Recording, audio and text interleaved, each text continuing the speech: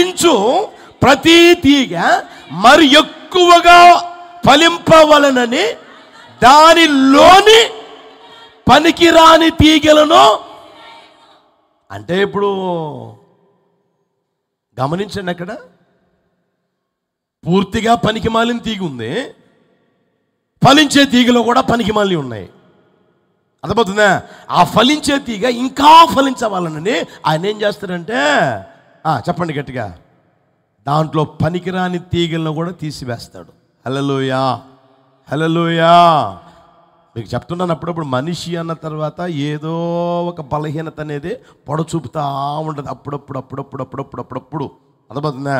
మీరు చూడండి, ఆ రోజుల్లో బుడ్డి ఉండేది, లాంతరం లాంటిది, తెలిసినా మీకు? దీపం అనుకోండి, దీపంలో ఒత్తి ఉంటుంది, అందులో తర్వాత చెప్పండి నూనె పోస్తారు. నూనె పోస్తే వెలుగుతా వెలిగిస్తూ ఉంటుంది. కొంతసేపు వెలిగించి ఏమవుతుంది తెలిసిన, ఆ పైన నుసి కడుతుంది, నల్లగా నుసి కడుతుంది. ఎప్పుడైతే నుసి కడుతుందో అప్పుడు వెలుగు చెప్పండి తగ్గిపోతుంది. ఆ తగ్గిపోయినప్పుడు నువ్వేం చేస్తావు? అంత చీపిరి పుల్ల ఉంటుంది నీ దగ్గర, అది తీసుకొని ఇటు అంటావు, ఊపుతావు, అంటే అప్పుడు నుసి రాలిపోద్ది. ఎప్పుడైతే నుసి రాలిపోతుందో మరల దీపము చెప్పండి వెలుగుతూ ఉంటుంది. అదేవిధంగా మన జీవితంలో కూడా బాగా వెలుగుతూ ఉంటాం, ప్రకాశిస్తూ ఉంటే నుసి కడుతుంది. అర్థమవుతుందా? నుసి కట్టినప్పుడు దేవుడు ఏం చేస్తాడు అంటే, ఇంకా ప్రకాశించాలని ఆ నుసిని ఏం చేస్తాడు? ఇప్పుడు చెప్పండి, అందుకు గద్దించేది ఆయన, అందుకు హెచ్చరించేది, అందుకు నిన్ను సరిచేయాలని ఆయన ఎప్పుడు చూస్తూ ఉంటాడు. అర్థమవుతుందా? నువ్వు వెలిగించిన దీపం ఆరిపోతుందేమో, వెలుగు రాకుండా పోతుందేమో అని దాని మీద నీకు అంత జాగ్రత్త ఉంటే, ఆయన సృష్టించిన మనం ఏమండి ఆయన దీపాలం కదా. ఆ దీపాలు ఎలా ఉండాలి? ప్రకాశించాలి కదా, వెలుగుమయంగా ఉండాలి కదా. కొండ మీద కట్టబడిన పట్టణం వల్లే, దీపస్తంభం పెడుతున్న దీపం వల్లే ప్రకాశించాలి కదా. అది ప్రకాశిస్తూ నుసిగట్టినప్పుడు ఆయన ఏం చేస్తాడు చెప్పండి? దిద్దుబాటు కార్యక్రమం మొదలు పెడతాడు. దిద్దుబాటు కార్యక్రమం మొదలు పెట్టినప్పుడు ఆ దిద్దుబాటు నీకు అసహ్యంగా మారిపోకూడదు. అర్థమవుతుందా? నేను గద్దించినప్పుడు, నేను హెచ్చరించినప్పుడు, బుద్ధి చెప్పినప్పుడు నీ వ్యక్తిగత జీవితం ఏం కావాలి అంటే, ఇంకను ఏమండి ఆ గద్దింపును స్వీకరించి, ఆ హెచ్చరికను స్వీకరించి ఇంకను ప్రకాశించుదువుగాక. హల్లెలూయా, హల్లెలూయా. కీర్తన 141:5 చూడండి. కీర్తన 141:5. నీతిమంతులు నన్ను కొట్టుట నాకు ఉపకారము, వారు నన్ను గద్దించుట తైలాభిషేకము, అట్టి అభిషేకమును త్రోసివేయకుందును గాక. నీతిమంతులు నన్ను కొట్టడం ఉపకారం, వాళ్ళు గద్దించడం నాకు తైలాభిషేకం. ఆయన ఎంత హై స్టాండర్డ్లోకి వెళ్ళిపోయాడు చూడండి. ఇప్పుడు మీరు ఉన్నారనుకోండి, ఒక దెబ్బేశారనుకోండి, ఎవరైనా మీ పెద్దోళ్ళే దెబ్బేశారనుకోండి, ఒకవేళ నువ్వు నన్ను కొడతావా అంటామన్నమా? చెప్పరేమండి? చెయ్యకూడదు చేసి ఏమండి చేసినా కూడా నువ్వు నన్ను కొడతావా అయితే మాత్రం అని మనం మాట్లాడతాం. ఆయన అంటాడు, నీతిమంతులు కొట్టడం నాకు ఉపకారం, వాళ్ళు గద్దించడం నాకు తైలాభిషేకం, అట్టి అభిషేకాన్ని నేను త్రోసివేయకుందును గాక. హల్లెలూయా. చూడండి, దావీదుని దేవుడే కోరుకున్నా, దేవుడే ఏర్పరచుకున్నా, దావీదు తప్పు చేసినప్పుడు దేవుడు క్షమించాడా? దేవుడు వదిలిపెట్టాడా? శిక్షించకుండా వదిలిపెట్టాడా? పొరపాటు కూడా వదిలిపెట్టలా. దానికి తగిన శిక్ష ఏమండి కనబరిచిన తరువాతే ఆయన క్షమాపణ కలిగింది. అర్థమవుతుందా? సాతానుగాడి ప్రేరేపణ వలన లెక్క పెట్టాడు. ఏం తప్పండి? ఇప్పుడు నేనున్నానండి, మామూలుగా నేనున్నాను, ఎంతమంది వచ్చారు అని లెక్క పెట్టండ్రా అని అన్నాను. ఎక్కడన్నా మీకు తెలియకుండా ఒకరికి చెప్పాను అనుకో, మొదటి ఆరాధనకి ఎంతమంది వస్తున్నారో లెక్క పెట్టండ్రా, రెండో ఆరాధనకి ఎంతమంది వస్తున్నారో లెక్క పెట్టండ్రా అని అంటే అది తప్ప? ఎక్కడ చూస్తున్నారు? అది తప్ప? తప్పు కాదు కదా, తప్ప.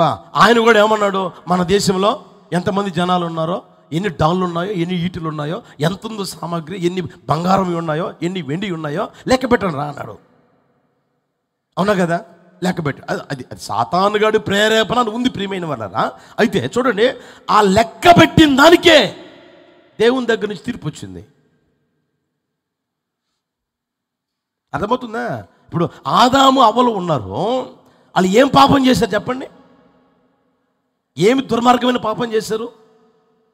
మనం మాట్లాడిన వాళ్ళు మాట్లాడారా? చెప్పరావండి. మనం మాట్లాడే మాట వాళ్ళు మాట్లాడారా? లేకపోతే మనం నడిచినట్లు వాళ్ళు నడిచారా? ఆదాము అవ్వను చూడాలి, అవ్వ ఎవరు తిరగమండి, ఆదామును చూడాలి, ఒకరొకరు చూసుకోవాలి. ఎంతకాలమైనా అంతే కదా. ఇంకొకరున్నారు చూసేదానికి, ఉన్నారా? చూపుల్లో పాపం ఉందా? తలంపుల్లో పాపం ఉందా? ఆలోచనల పాపం ఉందా? మహిమతో నింపబడ్డారు కదా. వాళ్ళు చేసిన పని ఏంటి? వాళ్ళు చేసిన పాపం ఏంటి? దేవుడు అంటాడు, నా మాటను వినలా అంతే. నేను ఇవి చెప్పా, ఏమైనా తినొద్దురా అని చెప్పా, అది నువ్వు తిన్నావు అంతే. ఇంకెంతకంటే ఘోరమైన పాపం ఏమీ చేయలే. అర్థమవుతుంది ప్రియమైన వాళ్ళరా. కనుక మన వ్యక్తిగత జీవితంలో మనం ఆలోచన చేసుకోగలగాలి. దేవుడు గద్దించాడు, దేవుడు హెచ్చరించాడు, దేవుడు బుద్ధి చెప్పాడు అని అంటే మనం సరిచేసుకునే ఆ మనస్తత్వం చేత నింపబడి నడిపించబడాలి. కానీ నాలో ఏం తప్పు ఉంది, నాలో ఏం పాపం ఉంది, నేనేం చేశాను అని అంటే నువ్వే దుర్మార్గుడివి, నువ్వే పాపివి. నీకంటే పాపి ఇంకొకటి ఉండడు. బైబిల్లో ఉంది కదా, నాలో పాపము లేదని చెప్పుకుని ఎడల వాడు తన్ను తాను మోసగించుకునేవాడంట. అర్థమవుతుందా? కనుక ప్రియమైన దేవుడు గద్దించాడా, హెచ్చరించాడా, బుద్ధి చెప్పాడా? శిరసా వహించుదుము గాక. హల్లెలూయా.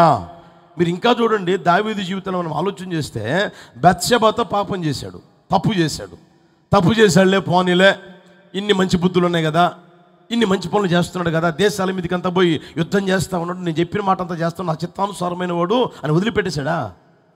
ఏమన్నాడు తెలిసినా? నీకు పుట్టబోయే బిడ్డ నిశ్చయముగా చచ్చిపోద్ది, నిశ్చయముగా. చూస్తారా అన్నమాట? చూడండి, సమూయేలు 2వ పుస్తకం 12వ అధ్యాయం 14వ వచనం. సమూయేలు 2వ పుస్తకం 12వ అధ్యాయం 14వ వచనం. ఈ కార్యము వలన యెహోవాను దూషించుటకు ఆయన శత్రువులకు నీవు గొప్ప హేతువు కలుగు చేసితివి కనుక నీకు పుట్టిన బిడ్డ నిశ్చయముగా, ఇక మరలా తిరుగులేదు, నిశ్చయముగా. ఆయన ఉపవాసం ఉండి ఏమండి, కడుపు మార్చుకొని యేసయ్యా కరుణించయ్యా, బిడ్డను కరుణించయ్యా, బాగలేదయ్యా కరుణించయ్యా, క్షమించే దేవుడు అయ్యా క్షమించు అన్నా. క్షమాపణ రాలా, పుట్టబోయే బిడ్డ చనిపోతుంది అంతే. కనుక ప్రియమైన వాళ్ళరా, దేవుడు మనల్ని గద్దించాడనంటే, హెచ్చరించాడంటే ఏదో చిన్నది ఉంటుంది, మనలో ఉంటుంది ప్రియమైన వాళ్ళరా. అది మనం సరిచేసుకునేదానికి మన వ్యక్తిగత జీవితంలో మన మార్గాలు సరళం చేసుకుని ఆ స్థితిలోకి మనం రావాలి. కానీ నాలో ఏముంది అని ఎప్పుడు అనుకొనకుందుము గాక. హల్లెలూయా. మీరు ఇంకా చూడండి, కొరింథీ మొదటి పత్రిక 11వ అధ్యాయం 32వ వచనం. కొరింథీ మొదటి పత్రిక 11వ అధ్యాయం 32వ వచనం చూడండి. మనము తీర్పు పొందిన ఎడల లోకముతో పాటు మనకు శిక్షావిధి కలగకుండానట్లు ప్రభువు చేత. అక్కడ ఎంత మర్మం ఉందో గమనించండి. అక్కడ ఈ లోకంలో మనం బతికినంత కాలంలో ప్రియమైన వాళ్ళరా, దేవుని ద్వారా మనం శిక్ష అనుభవిస్తే, దేవుని ద్వారా గద్దింపబడితే, హెచ్చరింపబడితే, మన జీవితాన్ని మనం సరిచేసుకుంటూ ఉంటే, దిద్దుబాటు మనకు అసహ్యం కాకుండా ఉంటే, లోకముతో పాటే మనకు శిక్షావిధి కలగకుండానట్లుగా ఇప్పుడు నాకు శిక్ష వద్దు అనుకుంటే, ఇప్పుడు నన్ను గద్దించకూడదు అనుకుంటే, ఇప్పుడు నన్ను ఏమన్నా శిక్షించవద్దు అనుకుంటే, ఆ రోజున లోకముతో పాటు కలిగే తీర్పు ఒకటి ఉంటుంది. అది మహాదారుణంగా ఉంటుంది. అందులో మనం ప్రవేశించకుండాట్లుగా, అందులో మనం నిలవబడకుండాట్లుగా దేవుడు ఏం చేస్తాడంటే ఇక్కడే మనల్ని గద్దిస్తాడు, హెచ్చరిస్తాడు, బుద్ధి చెప్తాడు, శిక్షిస్తాడు కూడా. హల్లెలూయా. అర్థమవుతుందా? ఇక్కడ మనం శిక్ష అనుభవించి పైకి పోయామనుకో, ఆయన దగ్గర నిలబడతాము. మన క్రియలకు తగిన ప్రతిఫలం ఆయన మన చేతుల్లో పెడతాడు. యేసయ్యకి మహిమ కలుగును గాక. హల్లెలూయా. కనుక ప్రియమైన వాళ్ళారా, మన వ్యక్తిగత జీవితంలో ఏ రోజైనా సరే, ఎప్పుడైనా సరే ఏమంటే ఆ మాటని మనం త్రోసివేయకూడదు. మేలును కోరి, చెప్పండి, స్నేహితుడు ఏం చేస్తాడంట? గాయాలు చేస్తాడు, గాయాలు చేస్తాడు. ఇప్పుడు చూడండి, ఆయనే గాయపరుచును, ఆయనే గాయము, చెప్పండి, ఉందా లేదా? గాయపరిచిన దేవుడు ఏం చేస్తాడు? గాయాన్ని కడతాడు. ఆ ఓపిక మనకు ఉండాలి, ఆ సహనం మనకు ఉండాలి. గాయం చేసేది ఆయన, గాయం కట్టేదే ఆయనే.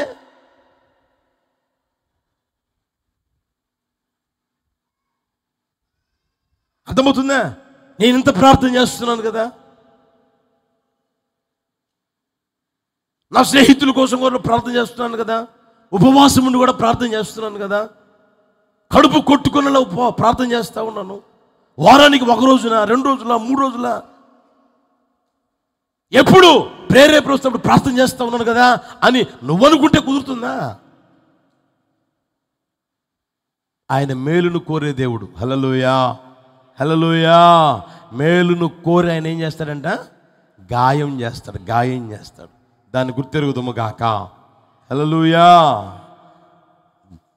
దేవుడు ప్రేమించేవారినే గద్దిస్తాడు, ప్రేమించేవారినే శిక్షిస్తాడు. ఎందుకంటే ఆయన పిల్లలంగా మారాలని, ఆయన కుమారులుగా మారాలని, తన పరిశుద్ధతలో మనము పాలు పొందాలని, ఆయనతో యుగాయుగాలు ఉండాలని అట్టి కృప ప్రభువును అనుగ్రహించును గాక. ఇంకొక మాట గుర్తు చేసి ముగిస్తాను చూడండి. యోహాను 3వ పత్రిక, యోహాను 3వ పత్రిక 14వ వచనం. అప్పుడు ముఖాముఖిగా మాట్లాడుకొనేదము, నీకు సమాధానము కలుగునుగాక.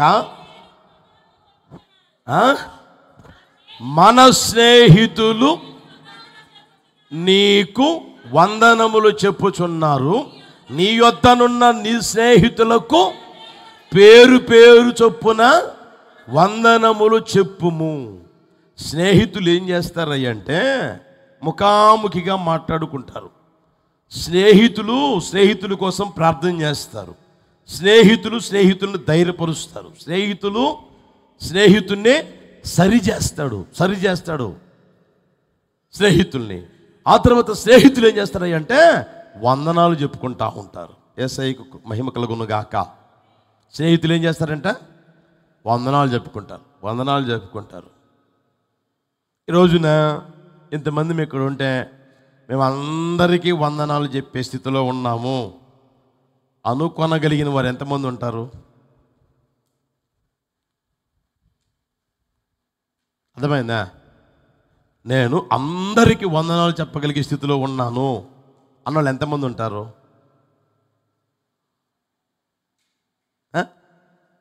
అక్కడ మనం గమనిస్తే సమాధానం అనేది ఉంటే అందరికీ ఏం చేస్తాం? గట్టిగా చెప్పండి. అందుకని ఆ వాక్యానికి ముందు చూడండి, మధ్యలో చూడండి. మీకు కలుగునుగాక, మీరు స్నేహితులు వందనాలు చెప్తా ఉన్నారు. వందనాలు చెప్పుకునే అనుభవం ఏంటంటే సమాధానం కలిగి జీవిస్తూ ఉన్నాము అని. ఇంకొక రకంగా మనం ఆలోచన చేయగలిగితే ఏమండి, నువ్వు గ్రీటింగ్ చెప్తా ఉంటావు. బర్త్డే విషెస్ ఉంటాయా? బర్త్డే వచ్చింది, విషెస్ చెప్తా ఉంటామని ముందుగానే హ్యాపీ బర్త్డే టు యూ అని అంటూ ఉంటాం. ఎందుకని స్నేహితునికి జ్ఞాపకం ఉన్నాడా, జ్ఞాపకం లేడా? నువ్వు తెరవండి. జ్ఞాపకం ఉన్నవారు, నా జ్ఞాపకాలు నువ్వు ఉన్నావురా అని. నా జ్ఞాపకాలు నువ్వు ఉన్నావు, నేను నిన్ను మర్చిపోలేదు. నీ బర్త్డే నాకు తెలుసు, నీ పెళ్లి రోజు తెలుసు, తర్వాత ఇంకేంటి అయ్యి ఉంటాయి కదండి డేలు. ఈ రోజున అన్ని డేలు పెడుతున్నారులే. హల్లెలూయా. నాకు గుర్తున్నాయి అని నువ్వేం చేస్తావు అంటే విషెస్ చేస్తూ ఉంటావు, విషెస్ చెప్తా ఉంటావు. హల్లెలూయా. ఈ రోజుల్లో అంటే ఫోన్లు వచ్చాయి, ఈ రోజుల్లో అంటే ఎన్ని వచ్చినాయి. ఆ రోజుల్లో 15 పైసలు లెటరు, కార్డు ముక్క, పైన ఏమని రాస్తావు, మహారాజరాజశ్రీ శ్రీ శ్రీ,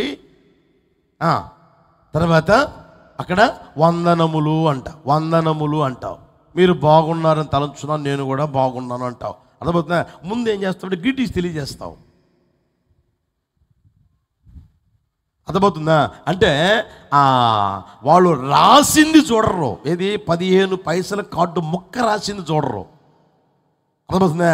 వాళ్ళు లోపల రాసింది చూస్తారేమని, అమ్మో నేను జ్ఞాపకం ఉన్నానే, లెటర్ రాసి బర్త్డే విషయం చెప్పారే, లెటర్ రాసి అంటే మ్యారేజ్ విషెస్ చెప్పారే అని సంతోషిస్తూ ఉంటారు, ఆనందిస్తూ ఉంటారు. ప్రియమైన వాళ్ళరా, అర్థమవుతుంది? అదేవిధంగా మన స్నేహితుడైన, నిజమైన స్నేహితుడైన యేసయ్య చూస్తే ఆయన అంటాడు, నిత్యము నీవు నా జ్ఞాపకాల్లోనే ఉన్నావు.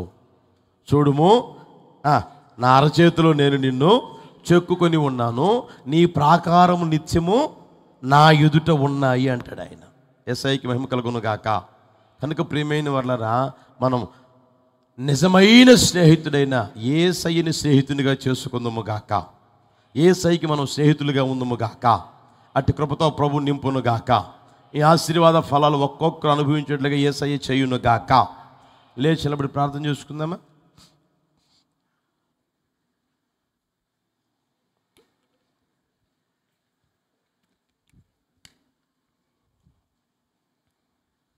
అందరం ఆకాశపు చేతులెత్తి చిన్న ప్రార్థన చేసుకుందాం. లేచి నిలబడి అందరూ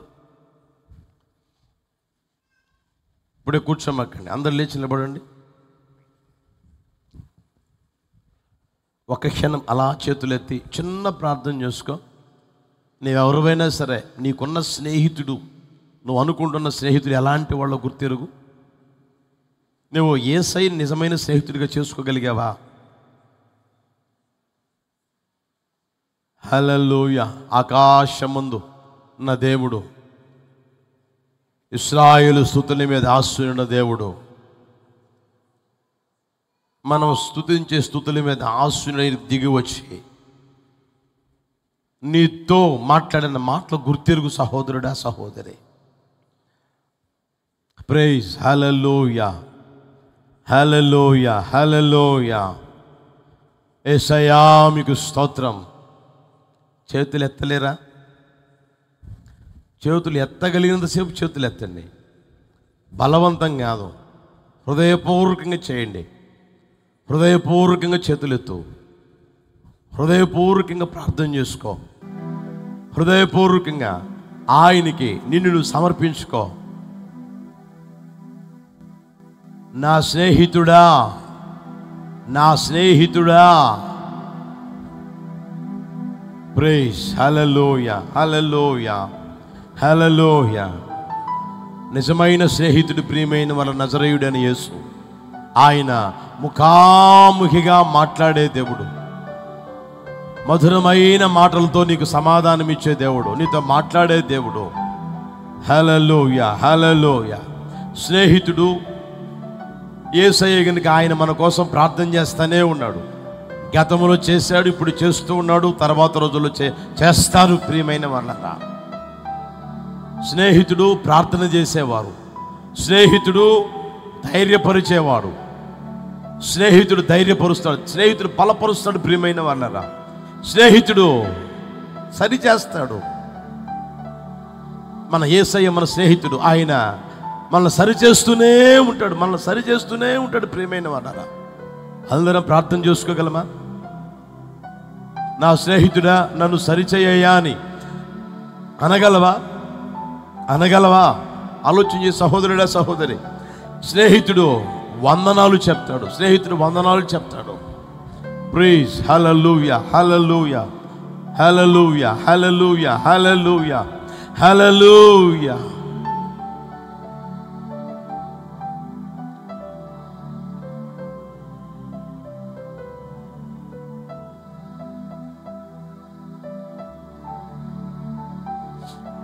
యేసయ్యా మీకు స్తోత్రం. చిన్న ప్రార్థన చేసుకుందామా? ప్రియా యవనస్తురాలా, ఈరోజు నీ స్నేహితుడు ఎవరు ఆలోచించు. నేను సరిచేసేవాడేనా? నీ బాగును కోరినవాడేనా? అంతయు చెప్పేవాడేనా? లేదా కపటము కలిగిన బుద్ధితో నడిపించబడేవారా? నిన్ను ధైర్యపరిచేవారేనా నీ స్నేహితులు?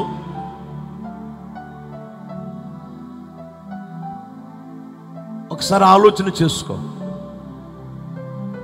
నీ అంతరంగ ఎదలోతుల్లో దాగి ఉన్న స్థితిని గుర్తిరుగు.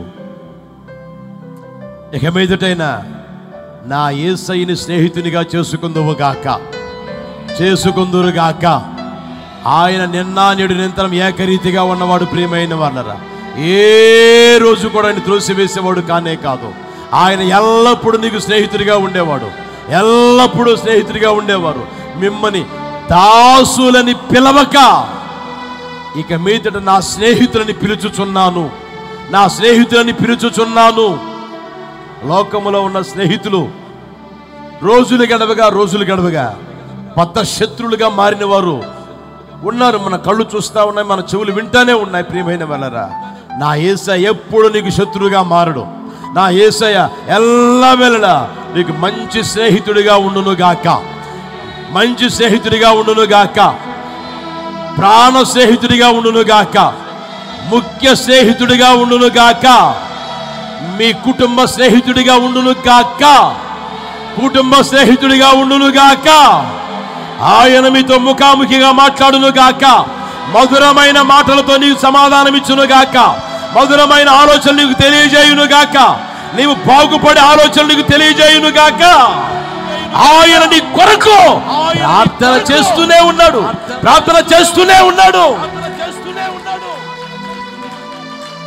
ఆయన నిన్ను ధైర్యపరుస్తూనే ఉన్నాడు. ప్రియమైన వాళ్ళరా, ఇంతవరకు ధైర్యపరిచిన యేసు ఇక మీదను కూడా ధైర్యపరచునుగాక,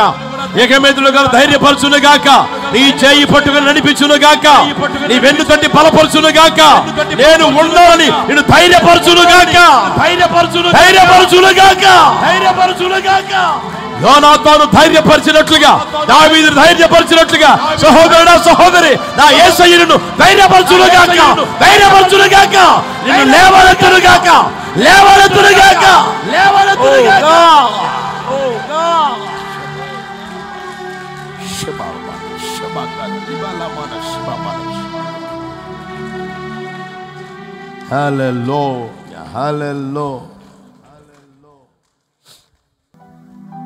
ఆయన మనల్ని సరిచేస్తానే ఉంటారు, సరి చేయాలనే ఆశపడతా ఉంటారు. ప్రియమైన వాళ్ళరా, ఏ రోజైనా తండ్రి నిన్ను సరిచేయాలని చూస్తాడు, తల్లి నిన్ను సరిచేయాలని చూస్తుంది. ఏ రోజైనా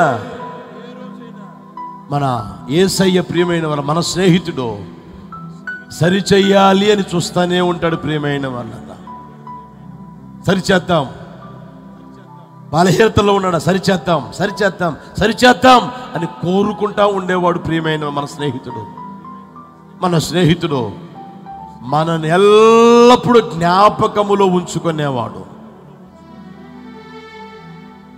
నరపుత్రుని దర్శించుటకు వాడు ఏ పాటి వాడు, మనుష్యుని జ్ఞాపకము చేసుకునే వాడు ఏ పాటి వాడు అని రాయబడి ఉంది. ఏ యోగ్యత, ఏ అర్హత మన జీవితంలో లేకపోయినా ఆయన మనల్ని నిత్యము జ్ఞాపకములో ఉంచుకున్నారు. సహోదరుడా సహోదరి, నీవు దేవుని జ్ఞాపకాలలో ఉన్న వ్యక్తివి, మనుషుల జ్ఞాపకాలలో కాదు, యేసయ్య జ్ఞాపకాలలో ఉన్న వ్యక్తివి. ప్రైజ్ హల్లెలూయా. అందరం తీర్మానంతో చిన్న ప్రార్థన చేసుకుందామా? సర్వాధికారి మహాగణుడా, నీ పరిశుద్ధ నామానికి స్తోత్రం నాయనా. గత మాసమంతా కూడా తండ్రి కృపగలిగిన ఆరోగ్యకరమైన రెక్కల నీడలో దాచి కాపాడి క్షేమాన్నిచ్చి మరొక నూతన మాసంలో తండ్రి ఈ యొక్క మొదటి పునరుత్థాన దినాన తండ్రి నీ పాదాల చెంత చేరి రెండవ ఆరాధనలో మీ నామాన్ని స్తుతించడానికి మీరు చూపిన వాత్సల్యాన్ని బట్టి కృతజ్ఞతాస్తుతులు చెల్లిస్తున్నాము తండ్రి. మీ చిత్తములో, మీ ఏర్పాటులో మీ ఉద్దేశంలో ఉన్నటువంటి ప్రజలను నడిపించి ప్రభా, ప్రారంభం నుండి ఇప్పటి వరకు మీ యొక్క ఆత్మ సారథ్యంలో ఆరాధనంతటిని ఆశీర్వాదకరంగా జరిగించారు. వాక్యమైన తండ్రిగా మాతో ముచ్చటించారు. అందును బట్టి స్తుతి చెల్లిస్తున్నాము తండ్రి. దయగలిగిన దేవానికి స్తోత్రం తండ్రి. ఇతడే నా స్నేహితుడు అన్న లేఖనములో నుండి ప్రభా మీరు మాతో ముచ్చటించారు నాయన. దాసులుగా కాక స్నేహితులుగా ఉండట కొరకు లోకములో నుండి మనుషులలో నుండి నాయన మీరు మమ్మల్ని వేరుపరిచి ప్రత్యేకించి పిలిచినందుకు నిండు మనసుతో మీకు స్తుతి చెల్లిస్తున్నాము తండ్రి. మీరు మాకు స్నేహితులుగా ఉండి ప్రభా మరి జీవితాల్లో ఏ కార్యాలు చేయబోతున్నారు తండ్రి యేసయ్యా మీరు తెలియచేసినందుకు మీకు స్తోత్రం నైనా. స్నేహితుడిగా ఉన్నటువంటి మీరు ముఖాముఖిగా మాతో ముచ్చటిస్తారని సెలవిచ్చి ఉన్నారు. మా పితుడైన మోషేతో ముఖాముఖిగా మాట్లాడి ఉన్నారు తండ్రి. అబ్రహాము మీ స్నేహితుడు కనుక అతనికి తెలియకుండా తండ్రి ఏ విషయము కూడా మీరు జరిగించనట్లుగా మీరు తెలియచేసి ఉన్నారు తండ్రి. జరగబోయే ప్రతి కార్యాన్ని కూడా అతనికి తెలియపరిచినటువంటి శక్తి కలిగిన దేవుడు కనుక తండ్రి కూడి వచ్చిన ఒక్కొక్కరితో ముఖాముఖిగా మాట్లాడండి. వారి జీవితాల్లో, వారి కుటుంబంలో, వారి వ్యక్తిగత ఆత్మీయ జీవితాల్లో జరగబోయే ప్రతి విషయం కూడా నైనా మీ యొద్ద వారు తెలుసుకోగలిగినటువంటి ఓ చక్కటి స్నేహాన్ని, అన్యోన్యతను కలిగి నడిపించబడటానికి పరిశుద్ధాత్మ దేవ దయతో మీరు సహాయం చేయండి. కపటమైన స్నేహితులను దూరపరచండి. కపటమైన స్వభావం కలిగిన వారు, మనస్సు కలిగిన వారు, ఆలోచన కలిగిన వారిని దూరపరచండి నైనా. నీకు స్తోత్రం తండ్రి. అమ్నోనుకు కపటమైన స్నేహితుడు ఉండి అతని జీవితాన్ని తండ్రి నాశనము చేసినట్లుగా లేఖనాలు సెలవిచ్చుచూ ఉండగా కపటమైన స్నేహితులు ఆలోచనలన్నిటిని కూడా దూరపరిచి నిజ స్నేహితుడిగా మీరుండి ప్రతి ఒక్కరికి మీ ఆలోచన అనుగ్రహించి నైనా మీ ఉపదేశ ప్రకారంగా మధురమైన మీ మాటలతో ప్రతి కుటుంబాన్ని కూడా మీరు నడిపించండి స్వామి. నీకు స్తోత్రం నైనా. నిశ్చయముగా తండ్రి మీరు ప్రార్థిస్తారని లేఖనము సెలవిచ్చుచూ ఉన్నది తండ్రి. నిజ స్నేహితుడి అయినటువంటి మీరు మా కొరకై తండ్రి యొద్ద విజ్ఞాపనము చేయుచూ ఉన్నట్టుగా లేఖనాలు సెలవిచ్చుచూ ఉన్నవి తండ్రి. ఈ యొక్క అంత్యకాలము అపాయకరమైనటువంటి దుర్దినాల్లో తొట్టిల్లిపోకుండా, తూలిపోకుండా, పడిపోకుండా స్థిరులుగా నిలిచేటట్లుగా ఒక్కొక్కరి కొరకునైనా మీరు విజ్ఞాపనం చేయుచున్నందుకు మీకు స్తుతి చెల్లిస్తున్నాము తండ్రి. మీకు స్తోత్రం నైనా. కృపగలిగిన తండ్రి మీరు ధైర్యపరుస్తారని సెలవిచ్చి ఉన్నారు. దావీదును యోనాతాను ధైర్యపరిచినట్లుగా కడవరి దినాలలో తండ్రి పలు రకాలైన భయాలు, కలవరాలు, పోరాటాలు, ఇబ్బందుల మధ్యలో ఉన్న ప్రతి ఒక్కరిని కూడా ఓదార్చండి, ధైర్యపరచండి. నూతన కృపల చేత మీరు నింపి నడిపించండి నాయన. కృపగలిగిన నా తండ్రి నీతిమంతులు నన్ను గద్దించుట నాకు ఉపకారమని తండ్రి నీకు స్తోత్రం నైనా. వారు నన్ను గద్దించుట నాకు మేలని, తైలాభిషేకమని తండ్రి లేఖనాలు సెలవిచ్చుచూ ఉండగా మీరు శిక్షించినప్పుడు, మీరు గద్దించినప్పుడు విసుకక లోబడి తండ్రి ఉపకారాన్ని అనుభవించటానికి, తైలాభిషేకాన్ని పొందుకోవటానికి ప్రతి ఒక్కరికి కూడా మీరు సహాయము చేయండి తండ్రి. దైనందిన వ్యక్తిగత జీవితాల్లో తండ్రి అయ్యా వందనాలు చెప్పుకొనుచు నైనా ఆత్మీయతలు ముందుకు కొనసాగే కృప ఒక్కొక్కరికి దయచేయండి తండ్రి. నిశ్చయముగా ఈ మాసమంతా కూడా ఈ చక్కటి అనుభూతుల్లో ప్రతి ఒక్కరూ నడిపించబడటానికి పరిశుద్ధాత్మ దేవ దయతో మీరు సహాయము చేయండి తండ్రి. నీకు స్తోత్రం నైనా. కూడి వచ్చిన నీ ప్రజలందరినీ ఆశీర్వదించండి. యోగ్యమైన మంచి మనస్సుతో మీ రక్తమాంసాల్లో పాలిభాగస్తులుగా మార్చండి. కుటుంబాలను దీవించండి. సకల సమృద్ధితో తృప్తిపరచండి. ప్రత్యక్ష ప్రసారాల్లో పాలు పంపులు పొందిన బిడ్డలను కూడా స్నేహితుడిగా ఉండి నడిపించి మీరు రాక కొరకు సిద్ధపరచండి నాయన. ఇప్పటి వరకు మా మధ్యలో సంచరించి ఆరాధన ఆశీర్వాదకరంగా జరిగించారు. సేవకులను అభిషేకించి వాడుకున్నారు. ఇంకనూ అధికమైన బలము, ఆరోగ్యము, నూతనమైన ప్రకటనలు ఇచ్చి నైనా మీ పరిచర్యలో శక్తివంతంగా వాడుకోనండి. జీవిత దినాలన్నీ కూడా మంచి స్నేహితునిగా ప్రతి ఒక్కరికి ఉండి నడిపించి మీరు రాక కొరకు సిద్ధపరచమని యేసు నామములో అడుగుచున్నాము తండ్రి. ఆమేన్.